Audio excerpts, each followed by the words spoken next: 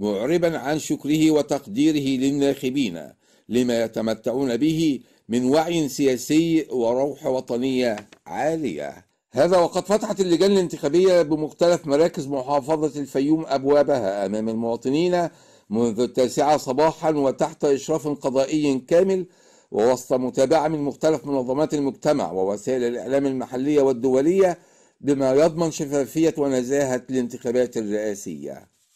احنا بنعيش في عرس تنموي، عرس ديمقراطي. بناشد كل مواطن في مصر اللي هو انتماء للبلد دي، البلد دي لها الفضل علينا كلنا، المفروض تنزل وتشارك وتقول نعم للتنمية، نعم للازدهار. هي دي مصر، ومصر بتقف في الشدائد، ومصر جنبيك وجنب قواتها المسلحة والشرطة في أي وقت، واحنا عمرنا ما هنفرط. وألف مبروك، ألف مبروك، ضحية مصر، ضحية مصر.